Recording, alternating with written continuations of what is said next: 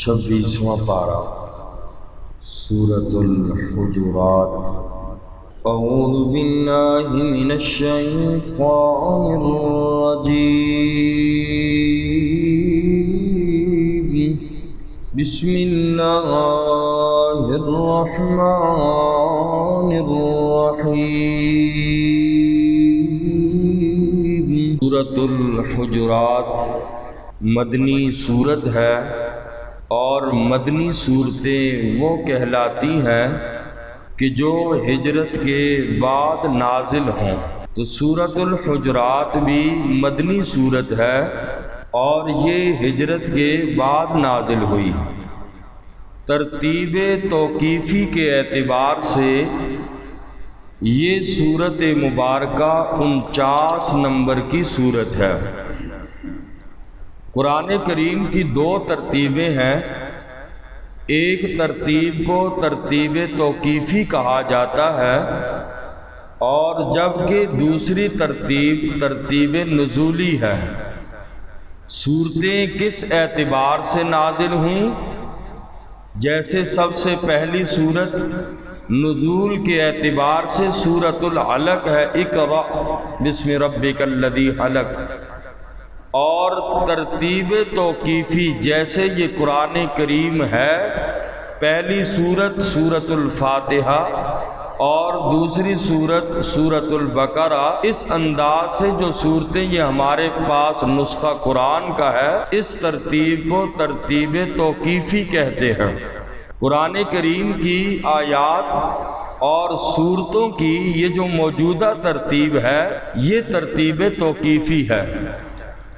یعنی ترتیب توقیفی کا مطلب یہ ہوا، یہ جو ترتیب ہے اسے خود نبی پاک صلی اللہ علیہ وسلم نے حضرت جبرائیل علیہ السلام کی ہدایت کے مطابق اللہ کے حکم سے ترتیب دیا، اور اسی ترتیب پر صورتوں اور آیات کی موجودہ ترتیب پر امت مسلمہ کا اجماع ہے۔ تو اس اعتبار سے یعنی ترتیب توقیفی کے اعتبار سے یہ سورۃ الحجرات یہ 49 نمبر کی صورت ہے، اور نزول کے اعتبار سے سورۃ الحجرات 106 نمبر پر نازل ہوئی۔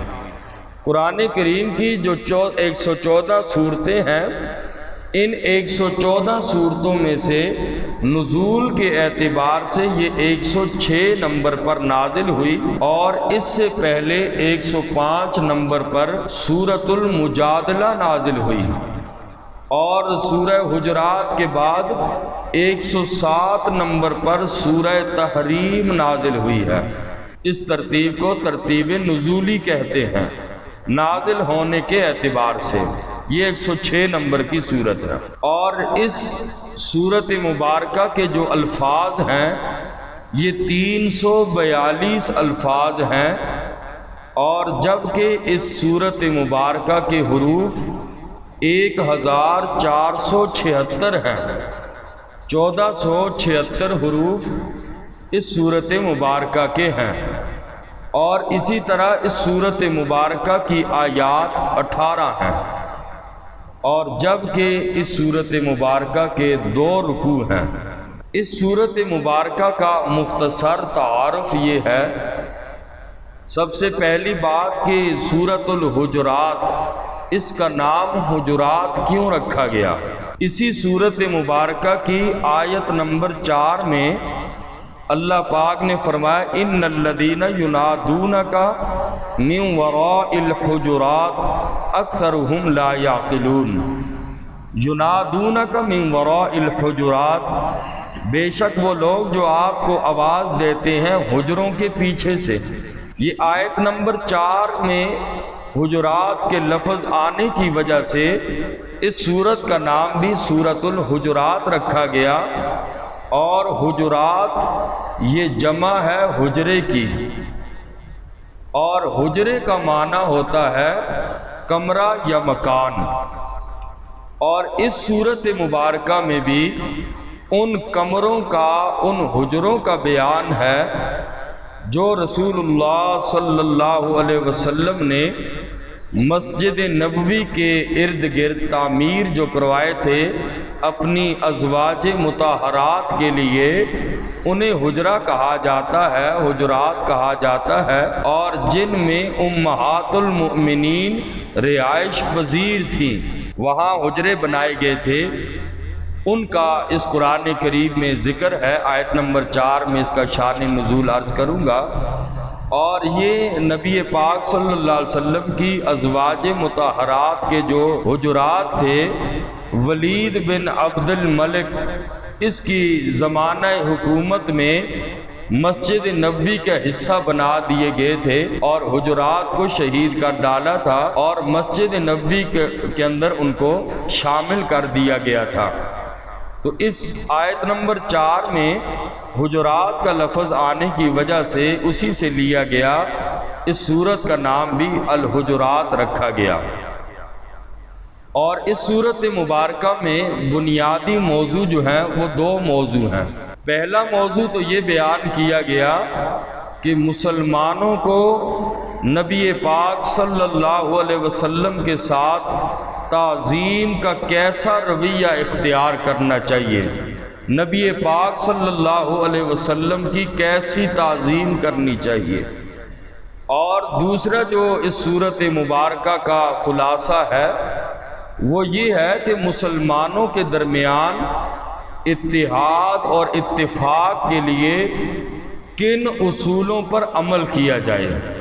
اگر مسلمان یہ چاہتے ہیں کہ مسلمانوں کی انفرادی زندگی اور اجتماعی زندگی کے نظام کو درست رکھا جائے تو اللہ پاک نے معاشرتی زندگی کے 12 بڑے اصول اس سورت مبارکہ میں بیان کیے۔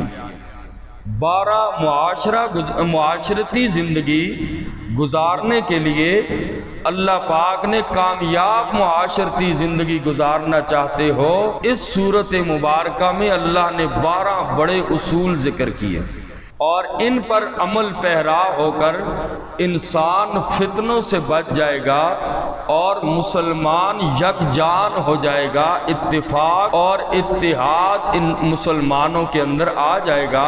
اور اگر ان اصولوں کی خلاف ورزی جس معاشرے میں ہو، جس قوم قبیلے میں ہو، اس معاشرے اور قوم قبیلے میں ضرور فساد پیدا ہوگا، بگاڑ پیدا ہوگا۔ اس لیے یہ سورت مبارکہ سورہ حجرات ترجمے اور تفسیر کے ساتھ ہر مسلمان مرد اور عورت کو سیکھنے چاہیے۔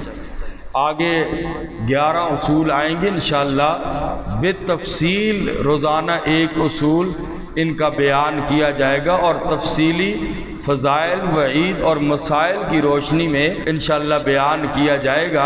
اور ہر انسان بیٹھے اس نیت سے تاکہ وہ عملی زندگی کے اندر لے کر آئے اور معاشرے کے اندر ان 12 اصولوں کو، قوانین کو جو اللہ نے دیے معاشرے کو سنوارنے کے لیے، ان اصولوں پر ہر مسلمان عمل کرے۔